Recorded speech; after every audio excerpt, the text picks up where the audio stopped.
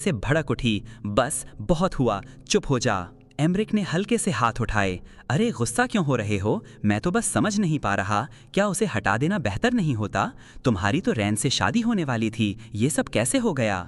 Eric ने शांत लेकिन ठंडी आवाज में कहा, काफ़ी है, फर्क नहीं पड़ता मैं किससे शादी करता हूँ, जब तक वो परिवार के लिए फ़ायदेमंद हो बस वही मायने रखता है। और जब तक मैं मेशा के साथ हूँ राजा हमें ख़तरा नहीं मानेगा। और फिर उसे तो खुद भी नहीं पता, उसे नहीं मालूम वो किसकी गोद में सिर रख के सोती है, नहीं जानती उसके साथ क्या हुआ है। वो पहले ही बहुत कुछ झेल चुकी है, क्या मैं और भी जख्म दे दूँ? एमरिक चुप हो गया। थोड़ी देर बाद उसने गहरी सांस ली। तुम सही कह रहे हो, ज्यादातर लोग तो उसे किसी अभिशाप की तरह मानते हैं, जैसे वो डर की वजह हो। एरिक की नजरें कहीं और चली गई। पहली बार किसी ने ये बात जोर से कही थी। उसकी आवाज लगभग फुसफुसाहट में बदल गई। लोग सोचते हैं वो कोई महामारी है। कुछ दिन बाद वह बहुप्रतीक्षित काव्य पाठ सभा आखिरकार हुई। हाउस क्लैटनर से जुड़े कई रईस बारी बारी से पहुंचे। उनमें क्रिस की मार्टियनेस और उनकी बेटी भी थीं। समय पर और पूरी गरिमा के साथ एरिक ने शिष्टाचार पूर्वक उनका स्वागत किया। मेशा को अपने साथ खड़ा रखा, लेकिन सिर्फ उतना ही बोला जितना जरूरी था। जैसे ही वे अंदर आए दर्जनों निगाहें उनकी ओर मुड़ी, जिज्ञासा से भरी, परखी जाती और मुस्कानें। सब खोखली, बनावटी, दो परिवारों के बीच टूटी सगाई की असहजता के बावजूद किसी ने उसे जुबान पर नहीं लाया। बस सब चुपचाप देखते रहे, शांत, सतर्क। कुछ पल बाद एरिक ने अपनी पत्नी की कमजोर सेहत का बहाना बनाते हुए बिना किसी झिझक के मीशा को अपनी बाहों में उठाया और वहां से चला गया। भीड़ में खड़ी रेन की निगाहें सिकुड़ गईं। वह उन दोनों की जाती हुई परछाइयों को ध्यान से देखती रही। फिर उसने कदम बढ़ाया और आवाज लगाई, रुको, मुझे तुमसे कुछ बात करनी है। एरिक की आवाज़ ठंडी और सपाट थी। क्या चाहती हो तुम? इस तरह मेरा पीछा करना, क्या तुम्हें नहीं लगता ये कुछ ज़्यादा ही ज़रूरी समझना हो गया है खुद को? लेकिन रेन ने उसकी बात को अनदेखा करते हुए शांत लहजे में कहा, मैं ज़्यादा वक्त नहीं लूंगी, बस एक बात कहने आई हूँ, उसके साथ बच्चा मत पैदा करना। राजा के आदेश के बाद जब उनकी सगाई, जो पहले एक राजनीतिक सौदा थी, चुपचाप रद्द कर दी गई थी, तभी एरिक समझ नहीं पा रहा था कि अब रेन आखिर क्या चाहती है। बिना कुछ और कहे उसने रुमाल अपनी उंगलियों से गिरा दिया और हल्के से कहा, अगली बार मिलेंगे। फिर मुड़कर चली गई। क्रिस परिवार की गाड़ी के अंदर एक आवाज आई, क्या तुमने रुमाल गिराकर उसे सब कुछ बता दिया? उसने सिर हिलाया लेकिन कुछ नहीं कहा। तुमने उन्हें भी देखा ना? माँ ने गाड़ी में बैठे हुए नाक सिकोड़कर कहा, इस तरह एक दूसरे से चिपके हुए कितना घटिया लगता है। हालांकि मानना पड़ेगा, वो लड़की ठीक उसी तरह की है जिस पर मर्द जान छिड़कते हैं। सुंदर चेहरा, हमेशा मुस्कुराती रहती है। सच कहूं तो तुम्हें ही उनके परिवार में जाना चाहिए था। रेन ने अपनी जिंदगी एक कुलीन घर की आदर्श पत्नी बनने की शिक्षा में गुजारी थी, उस परिवार की सेवा के लिए। उसका होना कभी उसके अपने लिए नहीं था, सिर्फ वारिस पैदा करने के लिए था। लेकिन शायद दिल के किसी कोने में रेन इस व्यवस्था से पूरी तरह सहमत नहीं थी। उसके हाथों पर पड़े छाले और चोटों के निशान उन घावों की तरह थे जो किसी कुलीन घर की लड़की के हाथों पर होने नहीं चाहिए थे। उधर एरिक हर रात देर तक काम में डूबा रहता था। उसका मन कभी शांत नहीं होता था। एक के बाद एक संकट उसे घेरे रहता था। उसका पिता तो कब का शराब और औरतों में खो चुका था। अब पूरे राज्य के सारे कामों की जिम्मेदारी अकेले एरिक पर थी। लेकिन जो सबसे ज्यादा उसे परेशान कर रहा था वो था युद्ध के बाद की तबाही। इतने सारे लोग मारे जा चुके थे, खेत उजड़ चुके थे और गर्मियों की फसल बेहद कम थी। अगर मैं बस पतझड़ तक टिक सकूं, उसने सोचा, तो जब सैनिक लौटकर कटाई शुरू करेंगे शायद हालात सुधरने लगेंगे। सिद्धांत में तो उनकी कठिन जीत के बदले उन्हें दरबार से अच्छा इनाम मिलना चाहिए था, लेकिन हकीकत ये थी कि हाउस क्लैटनर को बस कुछ झूठन मिली थी और एक बेकार सी सांत्वना इनाम के रूप में। हार्स की लौह खदान, जिसे बस राजा की इज्जत बचाने के लिए दिया गया था। एरिक की निगाहें कमरे के उस पार चली गईं, जहां राजकुमारी चुपचाप बैठी थी। वह खदान कई सालों बाद ही कोई फल दे पाएगी, फिलहाल तो उसका कोई फायदा नहीं था। इस वक्त जरूरी था कि उनके पास जो भी थोड़ा बहुत था उसे अनाज के बदले व्यापार में इस्तेमाल किया जाए, और राजा की बेरुखी के चलते अब उन्हें सब कुछ खुद ही संभालना था। लेकिन ये सिर्फ पैसे या अनाज की बात नहीं थी। जब उसका पिता पूरी तरह से शराब और औरतों में खो गया था, तब राज्य के हर नौकर और अधिकारी अब एरिक की ओर ही देख रहे थे। उन उम्मीद भरी नजरों से उसका दिल और भी भारी हो जाता था। ऐसा लगता था जैसे कोई ताबूत हर पल उसके सीने पर और भारी होता जा रहा हो। तभी अचानक उसने पलकें झपकाईं। मीशा धीरे से उसकी आस्तीन खींच रही थी। सॉरी, उसने धीमे से कहा, मैं थोड़ा खो गया था। क्या तुम मेरे साथ बैठना चाहती हो? अगले ही पल मीशा ने अचानक अपने हाथ उसकी गर्दन के चारों ओर लपेट दिए। उसी पल एरिक को एम्बेरिक की वो नज़र याद आई जिसमें सिर्फ उलझन थी, जैसे वो समझ ही नहीं पा रहा हो कि ये सब क्या हो रहा है। एरिक ने धीरे से उसकी पीठ थपथपाई। भला कौन समझ सकता था? वो खुद भी तो पूरी तरह नहीं समझ पा रहा था। बस एक नज़र डालने की देर थी और एरिक समझ जाता कि मीशा क्या चाहती है। उसने उसे एक टॉफ़ी ऑफ़र की, सोचते हुए कि अभी और रुक जाऊं, मेरे साथ थोड़ा और समय बिताओ। बस उसे यूं गले लगाए रखना, शांत स्थिर, जैसे उसकी बाहों में सुकून पा रही हो। किसी तरह जो बोझ उसके सीने पर दिनों से दबा हुआ था अब थोड़ा हल्का लगने लगा। अगले दिन हाउस क्रिस की एक नौकरानी दरवाजे पर आई। उसका कारण था, मेरी मालकिन ने लगता है अपना रुमाल यहीं छोड़ दिया है।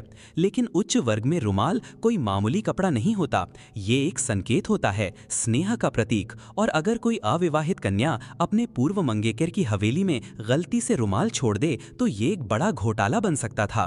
काउंटेस ने तुरंत आदेश दिया कि रुमाल किसी भी हाल में ढूंढा जाए और किसी को शक न हो। इसके लिए उन्होंने ये घोषणा कर दी कि वो रुमाल असल में मार्चिनेस का है। लेकिन अप्रत्याशित रूप से हाउस क्रिस की जो मुख्य नौकरानी आई थी वो मल्लिका की जान पहचान की निकली। उनकी मुलाकात के दौरान उस नौकरानी ने खुलकर कहा, राजकुमारी को 2 साल के भीतर हटा देना चाहिए। अगर चाहो तो मैं कल ही सब निपटा सकती हूँ। मल्लिका ने ठंडी सहजता से जवाब दिया, नहीं, ये कोई ऐसा मामला नहीं है जिसे जल्दी निपटाया जाए। हमें आगे भी संपर्क में रहना होगा और हम बार बार वाइस काउंट की हवेली आने के बहाने नहीं बना सकते। तब शहर में मिलते हैं, मैं लगभग हर दिन बाहर जा सकती हूँ। तो चलो अगली मुलाकात की जगह और समय अभी तय कर लेते हैं। मैं खुद को उस दिन फ्री रखूंगी। उसी समय एस्टेट में काउंटेस खुद मीशा के बाल संवार रही थी। आज फैमिली डाइनिंग का दिन था और शुरुआत में उसका इरादा था कि वो लड़की को कुछ अनुशासन सिखाए। लेकिन जैसे ही उसने कुछ कहने की सोची वो रुक गई और अपना लहजा बदल लिया। छोड़ो मीशा, बस तुम अच्छा खाना खा लो, वही सबसे ज्यादा जरूरी है। थोड़ी ही दूरी पर काउंट ने मीशा की ओर ठंडी और नफरत भरी नजर डाली। पूरा खाना बहुत ही असहज था। मीशा ने गलती से अपनी फोर्क प्लेट से इस तरह घिस दी कि एक तेज चुभती हुई आवाज निकल गई, जो इतनी कर्कश थी कि सभी अनायास ही सहम गए। काउंट उसी पल भड़क गया। इसके साथ आखिर दिक्कत क्या है? काउंटेस ने भौहें सिकोड़कर उसे शांत करने की कोशिश की। वो अभी सीख रही है, तुम्हें उस पर चिल्लाने की कोई जरूरत नहीं। फिर एरिक ने आराम से एक भुना हुआ लैम्प शैंक उठाया और कहा, ये वाला है, इसे तो सीधे हाथ से खा लो। काउंट ने नाक सिकोड़ते हुए कहा, अविश्वसनीय, इसकी उम्र क्या है, अभी भी तुम्हें इसे खाना सिखाना पड़ रहा है? काउंटेस ने ठंडे स्वर में जवाब दिया, छोड़ो, मीशा को तुम्हारी चिंता की जरूरत नहीं है। काउंट कुछ कहने ही वाला था, लेकिन काउंटेस ने उसकी बात अनसुनी करते हुए एरिक से कहा, मीशा को कुछ सब्जियां भी दो। इस पर काउंट और भी चिढ़ गया। उसका चेहरा और गहरा हो गया। उसने गुस्से में मेज पर हाथ पटका, जिससे सारी कटलरी हिल उठी। तुम दोनों राजा से मिलने वाले हो, तब तक इस लड़की से कोई गड़बड़ी मत होने देना। उन कठोर बातों के बाद काउंट गुस्से में मेज से उठे और वहां से चले गए। लेकिन ना उनकी पत्नी को ना उनके बेटे को कोई फर्क पड़ा। आखिर कुछ ही दिनों में उनका राजमहल का दौरा तय था। काउंटेस ने एरिक की ओर देखा और धीरे से पूछा, क्या तुमने शाही परिवार के लिए उपहार तैयार कर लिया? एरिक ने सिर हिलाया, हाँ, काफी पहले से तैयार है। एक्विलार राज्य में एक परंपरा है, शादी के 50वें दिन दंपति को दुल्हन के परिवार से औपचारिक रूप से मिलने जाना होता है और एरिक और मीशा के लिए वो जगह थी शाही महल। उनके रवाना होने की सुबह आखिरकार आ गई। महल की नौकरानियां अचानक बड़ी मेहनती बन गईं, जैसे बिल्कुल परफेक्ट सेविका बनने का नाटक कर रही हों। उनके इस अचानक बदले व्यवहार से एरिक को खुद अजीब सा महसूस हुआ। उसने उस युवती की ओर देखा जो भारी भरकम शाही पोशाक में सजी हुई थी, वही लड़की जिससे उसने शादी की थी, बिना कोई उम्मीद लगाए, सिर्फ लोगों की दया भरी फुसफुसाहटों के बीच। और अब वो लड़की जितनी सक्षम वो दिख रही थी, एरिक की कल्पना से कहीं ज्यादा निकली। एरिक थोड़ा झुककर धीरे से बोला, क्या तुम्हें मेरा नाम भी पता है? मीशा ने उसकी ओर एक नजर डाली, फिर बिना कुछ कहे मुंह फेर लिया। बिना उत्तर के भी एरिक हल्के से मुस्कुरा पड़ा। कोई बात नहीं, बस यूं ही पूछ लिया था। उसके मन में तो यही था कि शायद मीशा को उसका नाम भी याद नहीं होगा, लेकिन फिर भी किसी को बचाने की जिम्मेदारी होना शायद कोई बुरा जीवन नहीं था। कुछ ही देर में वे शाही महल पहुंच गए। ऊंची खिड़कियों से तेज धूप भीतर आ रही थी, इतनी कि आंखें चौंधिया जाएं। फर्श पर हल्का संगमरमर बिछा था, बिल्कुल साफ और गंभीर। यहाँ की हर चीज एक ही मकसद से बनाई गई थी, डर पैदा करना। और जितना ज़्यादा एरिक राजा और उसके इस दिखावे के बारे में सोचता गया, उतनी ही ज़्यादा उसे इससे नफरत होने लगी। 20 साल पहले जब वो युवा राजा सिंहासन पर बैठा था, उसने बिना ज़्यादा मेहनत के अपनी सत्ता मजबूत कर ली थी। ये सब उसके ताकतवर ननिहाल साकेत्स घराने की वजह से हुआ था। लेकिन 12 साल पहले उस युद्ध के बाद, जिसमें अनगिनत जाने गईं, राजधानी में कुछ ऐसा हुआ जो किसी को पूरी तरह से समझ नहीं आया, और तब से राजा कभी पहले जैसा नहीं रहा। उस दिन के बाद से शाही महल का केंद्रीय हिस्सा खून से सना हुआ दुस्वप्न बन गया।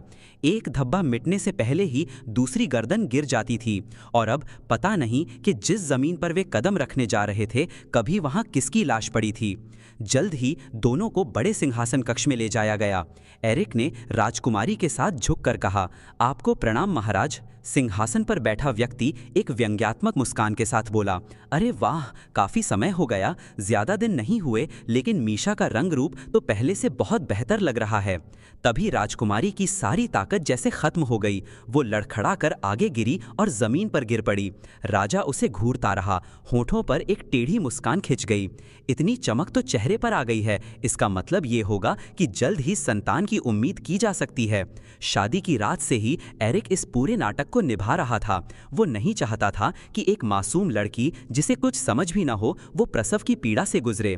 हालांकि दिल अंदर से विरोध कर रहा था, लेकिन जो शब्द उसके मुंह से निकले वो कुछ और ही कह रहे थे। मैं भी यही चाहता हूं, बस मेरी पत्नी अभी पूरी तरह से ठीक नहीं हुई है। राजा ने झुंझलाकर हाथ हिलाया, ये स्वास्थ्य की बातें मत सुनाओ, मुझे कोई दिलचस्पी नहीं।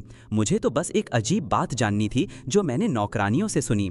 उन्होंने कहा कि शादी की पहली रात की चादरें खून से पूरी भीग गई थीं, लेकिन जब राजकुमारी को नहलाया गया तो उसके शरीर पर एक भी निशान नहीं था।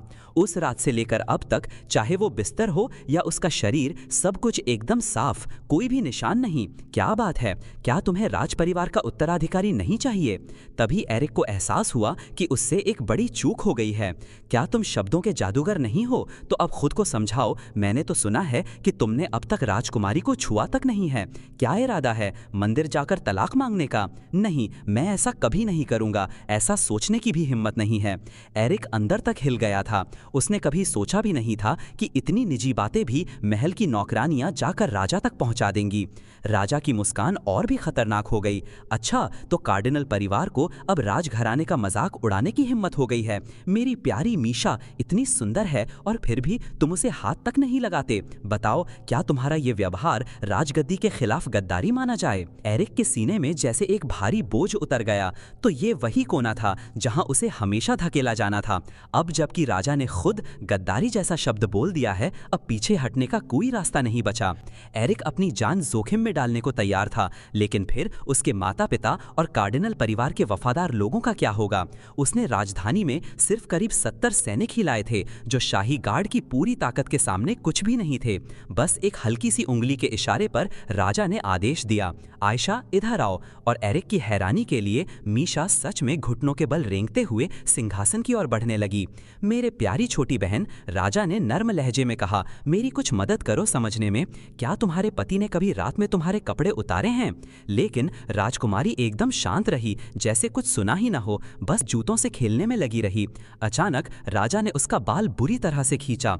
बिना किसी चेतावनी के मीशा दर्द में चिल्ला उठी। एरिक चीख पड़ा, महाराज कृपया उसे छोड़ दीजिए। लेकिन राजा ने गुस्से में कहा, मीशा, मैंने तुमसे सवाल किया था, क्या उसने तुम्हें छुआ या नहीं? मीशा की आंखों में आंसू भर आए। बहुत दर्द हो रहा है, उसने धीमे से कहा, यहीं सीने पर बहुत ज्यादा दर्द हो रहा है। एरिक एकदम थम गया। जो कुछ वो बोल रही थी वैसा कुछ कभी हुआ ही नहीं था। क्या ये सब क्या हो रहा है? तभी राजा गुस्से में खड़ा हुआ। बस बहुत हुआ, मुझे अपनी बहन की रात की बातों में कोई दिलचस्पी नहीं। कितनी घिनौनी बात है ये सोचकर भी। और उसने मीशा को जोर से लात मारी, जिससे वो जमीन पर गिर पड़ी। इसे यहाँ से ले जाओ अभी। एरिक आगे बढ़ा और चुपचाप उसे अपनी बाहों में उठा लिया। अब उसके चेहरे का भाव पूरी तरह बदल चुका था। कुछ भी कहने लायक नहीं था। जो वो उस पल महसूस कर रहा था उसे शब्दों में नहीं बताया जा सकता था। क्या ये अपमान था जो राजा की इस घटिया साजिश में उसे घसीट कर दे दिया गया था? ये गुस्सा था या उस विश्वासघात की चुभन उस लड़की से जिसने उसे परिवार की तरह अपनाया था और जिसे उसने खुद भी वैसे ही संभाला था? बगीचे में लौटते समय एरिक ने एक शब्द नहीं कहा। मीशा उसकी बाहों में चुपचाप सोई हुई थी, लेकिन एरिक के होठों पर खिंचा हुआ तनाव सब कुछ कह रहा था। एक तूफान आने वाला था। जैसे ही वे हवेली पहुंचे, एरिक ने पहला आदेश दिया, आज रात मैं खुद उसका ख्याल रखूंगा। दूसरी मंजिल पर कोई नहीं जाएगा। तुम लोग सैनिकों की चौकी पर जाओ। कलन को यहाँ लाओ, वो पश्चिमी हिस्से की दूसरी मंजिल की निगरानी करेगा। महल की दासियां आपस में हैरान होकर एक दूसरे को देखने लगीं। नीचे की मंजिल से भी राजकुमारी की चीखें सुनाई दे रही थीं। वो एरिक की बाहों में बुरी तरह तड़प रही थी, रो रही थी और जोर जोर से छटपटा रही थी। लेकिन एक नाजुक सी लड़की भला एक अनुभवी योद्धा के सामने क्या कर सकती थी?